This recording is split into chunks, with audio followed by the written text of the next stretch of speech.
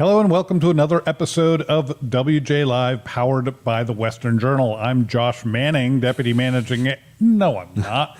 The Biden moment.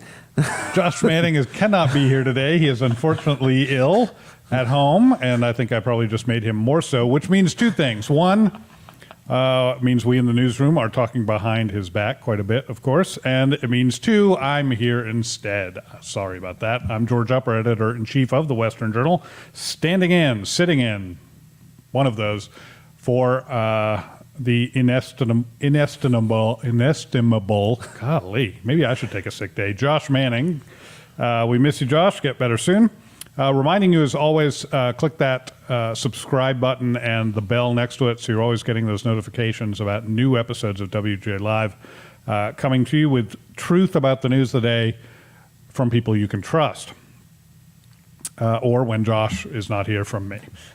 Today on WJ Live, Biden's clueless State Department on Afghanistan.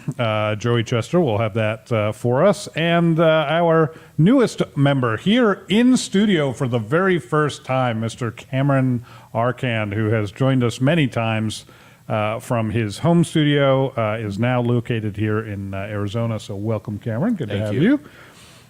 He's going to talk about clueless federal judge in Alaska and whether or not a private company can develop or expand oil development, I guess, on public land in Alaska's North Slope.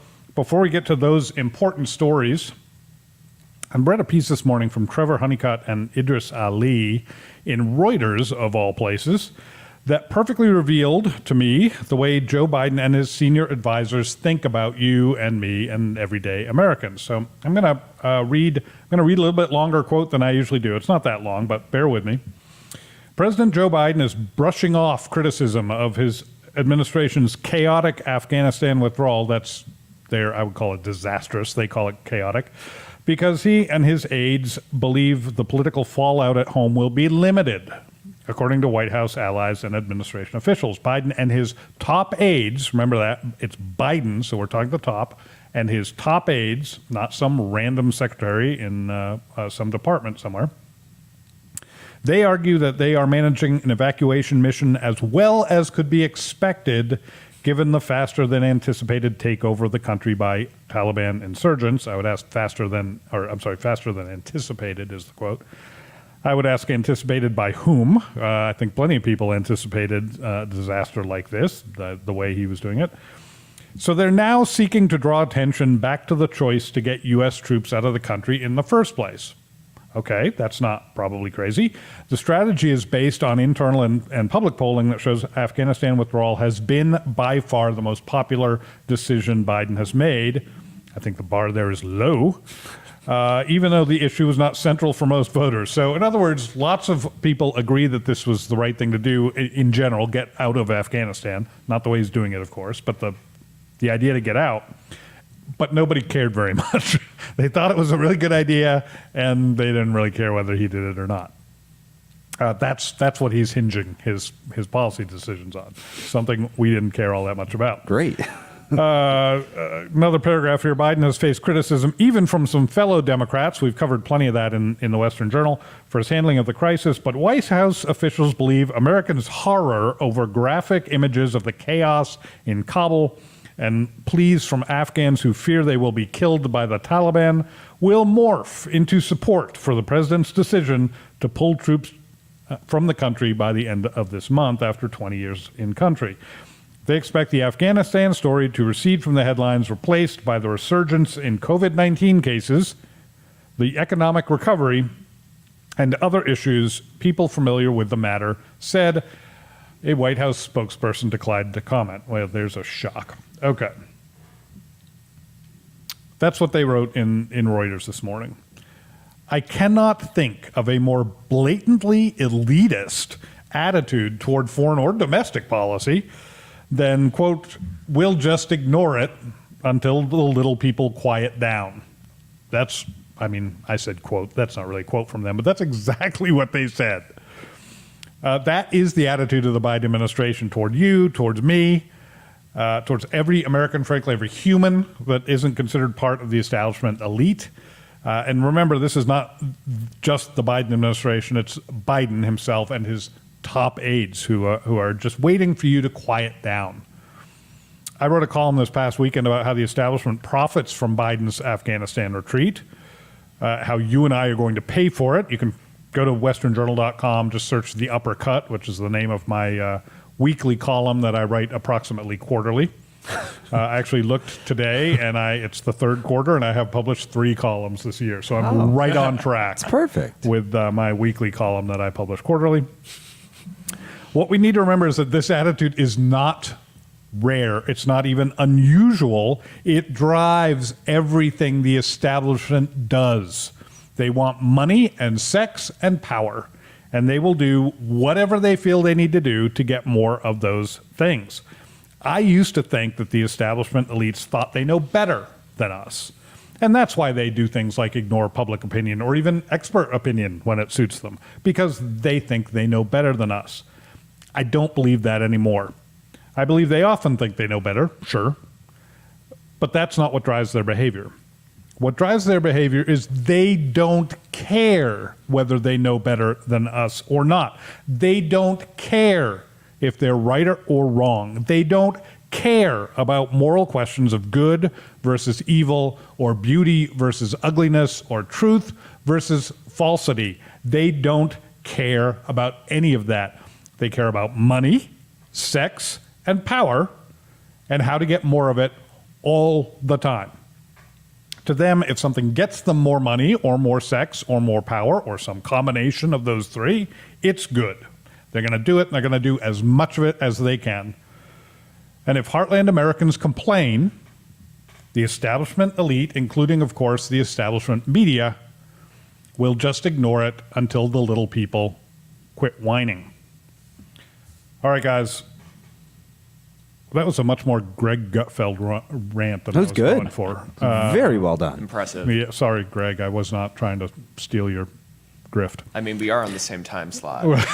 He shouldn't even have a show today. All right, yeah. I'll just tell him that he can have that. Greg, go ahead. You can transcribe that, use it for your own. I won't mind.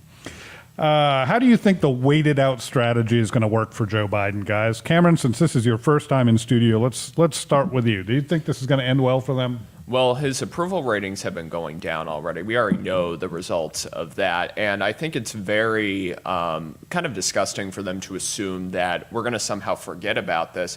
But they're also making the assumption that the media will move on from this too, that the news cycle will move on from this. And I think what he is dealing with is, we've been seeing clips from the past week where you're seeing even CNN criticizing the Biden administration's action. Yeah, this was Reuters I was reading from. Exactly. That wasn't the New we're York Post. seeing how deep in hot water they're going to get with this, and they want to pretend like nothing's happening, because this administration, I've said it a lot on this show, they aren't really focused on anything but presenting a good public image, but they are so terrible at presenting that they're relying on their allies in the media to do the dirty work for them. To fluff it up for them. Yeah, what a great point.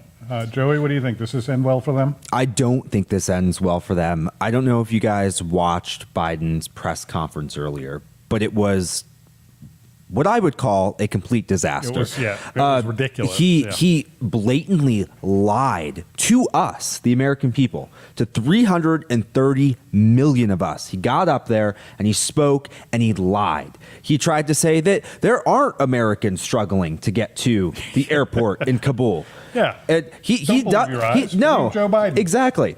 And we trust the Taliban. We're making deals with the Taliban. So this elitist mindset was present in Joe Biden's press conference, because he believes that we should forget all the images that we've seen, just believe the master leader, Joe Biden, and move on from this subject. But I don't think that's going to happen. Like Cameron said, the media has turned on Biden. His approval ratings are tanking. Republicans and Democrats almost universally agree that the Afghanistan crisis is Joe Biden's fault. No, Americans aren't going to move on, and they shouldn't move on from this subject. This is massive, and Joe Biden seems to be the sole person to blame. There are other strategies he could have used. He didn't. He didn't listen to intelligence officials. This is his fault. And I hope he doesn't move. I hope Americans don't move on from it. And I don't think they will. Can Biden, is there a way for Biden to rebuild faith in his ability as commander-in-chief? No, I don't think so. You think that's over? I think it's over because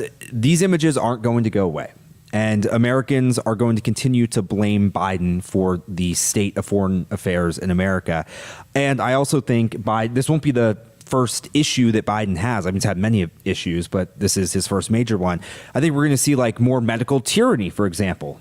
Parents don't want their children to be masked in schools. Yeah. And Biden's going to try to force that down our throats. He's going to try to go to war with GOP governors. I think there's going to be issue after issue that leads to the failing of the Biden administration. So I don't think he can rebuild. I think this will stay with him until the end. Cameron, what do you think? Can he build back better from this?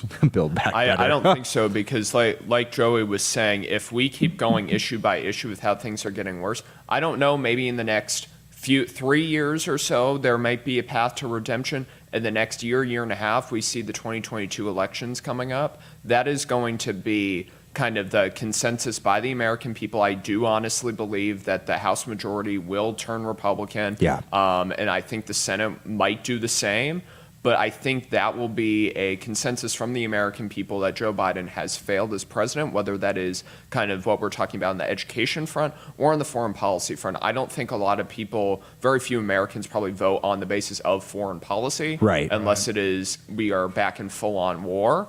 But I do believe that all these things, especially image-wise, will play a factor in when people are casting their ballots in 2022. You know, Yeah, fair enough. I saw a poll before I came in here that was a civics poll, so it's legit, and it's like something like 80,000 voters were polled at this from across America, and it was a state-by-state breakdown of Joe Biden's approval rating. Joe Biden only has a positive approval rating right now in 12 states. Wow. And in those 12 states, I'll bet I could name them. He's barely holding on. Yes. And there are some states that are unexpected that he's underwater. Nevada, he's underwater in New Mexico, Minnesota, Michigan, All the Connecticut. purple states. All Wow. yes, almost a lot of the states he won, he has an underwater approval rating. So it is clearly very unpopular. I mean, I can see the 2022 and 2024 ads of Joe Biden's face side by side with images and videos from People falling off Afghanistan. the Yeah, plane. Exactly. And they're going to tie that right to Joe Biden. So I don't think he recovers. So one example we've seen, and it's relatively minor actually when you consider the tragedy in Afghanistan, but it's such a perfect image of the incompetence of the State Department, Joey. It was something that we wrote about today that's still on the State Department website. Yes. So there was a Politico report that came out yesterday, and of course, this section of it was conveniently way down in the story, very small paragraph. There's like 3 lines about it, even though it was probably the most important thing in that story. It is a classic establishment media move. There is this strange, at least I think it's strange and not very smart, State Department rule that makes Americans pay for evacuation flights from like crisis zones. I don't know why that's a thing. I don't think that should be a thing. I mean, if the American government puts you in as a crisis zone, why should you have to pay to get yourself out of it? It's like, oh, well, stay there or fork up some money. It's crazy. So some folks in Afghanistan noticed when they went to apply. So to get out of Afghanistan, you have to go to this website and you have to fill out a form. It's like essentially an application for evacuation from Afghanistan. It's to coordinate flights. It makes sense. I get why they're doing it. And people notice this question 14 that we're going to put on the screen. And it makes you agree to this $2,000 charge per person. So say you're a family of 4, you're working for the State Department in Afghanistan. You fill this out, you get to question 14. You're not going to say, I don't wish to continue. You're going to say, I want to get my family out of there. That's $8,000 for a family of 4. Now, the State Department has denied that this is a thing. They're saying that they have no intention of charging Americans this $2,000 price to get out of Afghanistan. But I went to the State Department's website probably a half hour before WJ Live, and that question is still on the website. So even if the State Department is saying no, but you're an American who goes to that website wanting to get out, who has to fill this out, you still have to agree to that. I mean, what kind of message does that send? I mean, maybe the State Department's incompetent. Maybe they are lying. I mean, I don't know. They say one thing, but their website says another thing. So I'm actually going to do the George grift here. I'm going to ask, is this dumb or is this dishonest? All right, since it's my grift, I guess I should go first. I'm going to go with dumb on this one. I doubt that the State Department intends to try to collect this fee. If you read the question when we put it up there, it says that people getting on the plane have to sign a promissory note. Yes. I'll bet they're not making people sign those notes. I don't think, for the most part, they're doing anything that would delay the takeoff of those planes. I think they're trying to get off the ground as quickly as they can. But what this is, but that's still a problem in my opinion. So I don't think it's dishonest, but I think it points to the absolute incompetence of the people who are charged with evacuating Americans from what is maybe the most dangerous place on earth right now, short of like in the middle of a California wildfire. Maybe this is I'd almost rather be there than be stuck in Afghanistan right now. You know. It is. It's just incompetent, and these are the people. These are the people we most need right now. The people coordinating the evacuation of Americans and American allies from Taliban-controlled Afghanistan. I think it's ridiculous. Well, I'm just thinking about how there's probably a bureaucrat eating a bag of Cheetos right now instead of updating the website. That's literally what is happening right now, probably. There is someone whose job it is to just update the website, and that's probably not what's going on and they're right on now. their 8th week of taxpayer-paid vacation. Exactly. So I think probably what needs to happen is I can't imagine being someone in Afghanistan right now refreshing that website. There is probably someone doing that right now because they're like, I can't pay back $2,000. I just need to get the heck out of here. Right. So I think this is a very urgent problem. This is probably something that hopefully this gets removed today or like 10 minutes ago. So I do get I get having it up there in the first place. I did, as a discouragement for people to just go into these places and think, the government will just get me out whenever I want to. That's fine. Your point, I think, is very valid, Joey, for anybody the government put there in the first place. Obviously, it's ridiculous. My guess would be it gets waived an awful lot, but I understand it being there, but not now and not for Afghanistan. Take the thing down. I will come do it. I know almost nothing about HTML. I know this much about HTML. I can come do that on your website. Just call me. I will come to DC and get it done for you. It is literally a Microsoft form. It's like creating a form on Google. Yeah, I don't it would know HTML. It would take. I mean, how many people work for the State Department? Thousands. Oh, probably. Billion. I mean, so many. It's one of the largest departments in the federal government, and one person can't go online and remove that question from. That guy forgot his password to Microsoft. So I imagine the messaging as an American stuck in Afghanistan. So the Biden administration is saying, no, we're not going to send troops into Afghanistan to rescue you. And by the way, the UK and France are sending in special units to rescue their people. But Biden says, we're not going to do that. And he's the commander in chief. He can control this. He can make these decisions. He said, no, we're not going to do that. And by the way, you have to get through the Taliban. We can't guarantee your safety. In fact, I saw a video earlier of an ABC reporter who had his identification, his credentials to get to the airport. The Taliban soldier couldn't read the credentials because he can't read English, turned the guy back around. So he's telling you, you have to get through the Taliban. We're not going to come save you. And you go on this website and you see this $2,000 thing you have to agree to pay. What does that tell you? Yeah. It tells you Joe Biden and the federal government do not care about you. They don't care about your safety. They actually don't care about getting you out of Afghanistan. Yeah. And it's clear, too, that they care more about preventing lawsuits than anything else.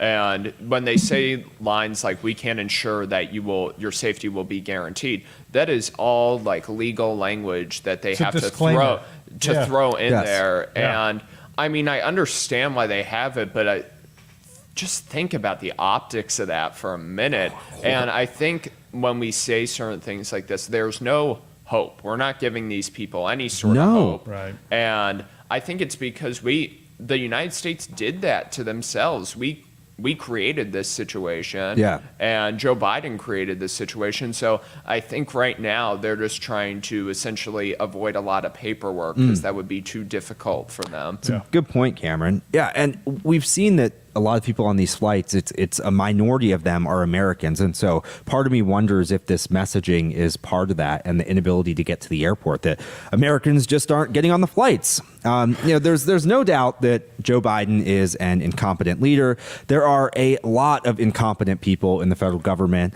Lots of crazy stuff happening.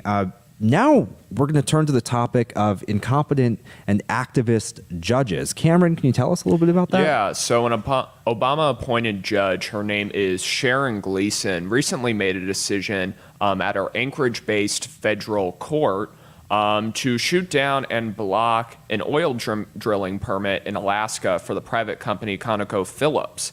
Now, the reason why she shot this down, which would have likely created jobs and worked us more towards American energy independence, she shot it down because there was, quote, not enough mitigation measures for polar bears. You can't make this stuff up. She is saying that because we do not factor in the polar bears enough, this pipeline can't happen. Now, let's dive a little bit more into this. This is not some right-wing push for oil drilling. The Biden administration even defended this oil project in court, and the Trump administration approved it a couple years back. So the reason why this is so important is a few weeks ago, we saw the Biden administration essentially begging OPEC, which is based in the Middle East, we're not a member country of OPEC, to ramp up oil production. And this is already after they banned federal oil and gas leases. Yeah. So what we're seeing right And now killed the is Keystone we are Pipeline. becoming increasingly reliant on these other countries for our oil, yet we still have radical left-wing judges who are saying that, hey, because you aren't doing the most meticulous environmental review out there, we can't even have any sort of oil or new oil projects in development right now. So first thing I want to ask you guys about is, with these judges in place, how do we restore any sort of American energy independence, or is that dream dead? I don't know that that's a priority for Joe Biden. No. No. I mean, and if you ask him about it, he'll say, yeah, it's a priority. We're going to restore American independence or energy independence with solar and wind power. You know, he's not going to start talking about fossil fuels. So I'm going to sound like a broken record here probably, but again, this is a great example of how the establishment works to protect itself and make more money. And it might not look like that at first blush, but the governor of Alaska, Mike Dunleavy, said in a statement, he nailed it. He said, from a federal judge trying to shelve a major oil product on American soil does one thing, or I'm sorry, the ruling from a federal judge, et cetera, does one thing, outsources production to dictatorships and terrorist organizations. That is exactly what the American military-industrial security complex wants. It wants those folks to be enriched. It wants them to have oil and oil money so that they continue to do what they do, so that the military-industrial security complex can continue to infringe on the freedoms of Americans and sell products to both our military, to our police forces, to military forces across the world, heck, to the Taliban, as far as I know. Many of these companies, I shouldn't say many, some of these companies have been known to fund both sides of a given conflict. So these people make money on conflict. And so when you can enrich the bad guys, you're just making more money for them. You are just increasing conflict. See, and I'll add on to that too, because I feel like with stuff like this, it always gets like the bleeding heart liberals to be like, oh, well, what about the polar bears? What about the environmental impact? Okay, here's the deal. If you want to talk about environmental impact, let's start with wildfires. If you want to talk about carbon emissions, you want to talk about environmental impact, let's start with that. They release a ton of carbon emissions whenever we have these wildfires, but they are so easily preventable if you just clear the brush. If you have proper forest management, you could prevent so many of these wildfires, Yep. but the climate activists don't want it. So to the people who are listening to this that might be like, oh, well, what about the greater environmental impact of oil drilling? That in the end is probably not going to matter nearly as much when we have a conversation about climate change than when we're talking about wildfires and other things that actually really harm our environment. And Yeah. but I think a lot of times this gets wrapped up in kind of this kind of like slogans where we're thinking more about kind of thinking more with our hearts than our heads in a Absolutely. sense. So that's kind of my message to people who are maybe on the fence about this decision. Well, and you're exactly right. What the Biden administration or what this judge has done has not ended oil drilling, has not reduced environmental impact one iota, not a bit. It's relocated oil production from American facilities, which are run safely and the best in the world, to facilities overseas. That when Biden says increase oil production, this is why, because we aren't producing enough safely in the U.S. So now it's going to be produced overseas. Do you think the Saudi Arabians care more about the environment than the U.S. does? Really? Is that what you think? You're wrong if that's what you think. Yeah. So all this judge has done is worsen the environmental impact of the oil industry. Literally the only effect she's had. I think one of Trump's greatest successes as president was establishing America as an energy independent country and an energy dominant country. Yeah. And we were producing more oil than I think any other country in the world under Trump. It was incredible. And Trump put the power back in the hands of the American people, of the American worker. You had low gas prices because of it. You had jobs created because of it.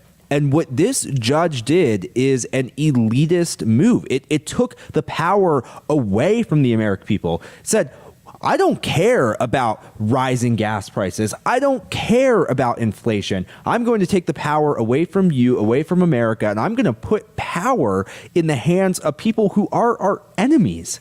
That is the most elitist And in the concept paws you could of have. some polar bears. Yes, it's the Yeah, polar bears. yeah. And I think this gets They into also a have more power now. Yes. I think this gets into a wider issue of activist judges. And Democrats often appoint activist judges who think that they can just create law from the bench and can dictate based on how they feel and what their personal feelings are on issues. I mean, the fact that the Biden administration supported this project and advocated for it and it passed environmental review shows that this judge made a terrible mistake. But I think this is a perfect example of what you're talking about, George, with the elites making moves directly against the American people. It's true. And that is what we stand for at the Western Journal, not the elites making moves against the American people. Exposing it. But exposing that, standing against those folks. We're standing up to establishment elites in Washington, in journalism, in social media. We do that every day here, wherever we find them. We're on the front lines of this war, and you can join us directly for just pennies a day. You've heard me say it before, and you will probably hear me say it again. You go to westernjournal.com/join and become a member. For a limited time, we're going to give, I keep saying that, limited time, don't know how long it's going to be. When you pay for 10 months, we will give you 2 more months for free. So you're getting 12 months for the price of 10. If you do the math, that's about 17% off. That's a pretty good deal. You'll get exclusive content that isn't available anywhere else. We don't do a lot there. We'd like to make our content available to everybody, but for members, there are a few things that you get that others don't. But that's not the important thing. You also get basically an ad-free experience on the site to make your reading easier. That's not the important thing. The important thing is you will know that you're making a difference in this war that is literally the establishment elites against everyone else. We are standing on the everyone else side, and you can stand with us against an establishment that doesn't just think it's smarter than you, it's arrogant enough not to care whether it's smarter than you. So join us, westernjournal.com/join. Go there today. We'll be glad to have you there. Every person who signs up it's just like a shot in the arm for us. That support means a lot to us. And with that, we're going to bid you farewell for one more episode of WJ Live in the can, as they say. We'll be back every Monday, Wednesday, Friday, 5 p.m. Eastern, 2 p.m. Pacific, to bring you truth as best we know how. So until next time, thank you for joining us. Cameron, great job. Your first time in studio. Very you. good. Looking forward to many more. Yeah. Josh Manning, again, get better. The rest of you stay safe. We'll see you soon. Welcome back to WJ Live. And I'm joined today by assignment editor Joey Chester, as well as crack reporter Michael Austin. Yes. Yes. Yes.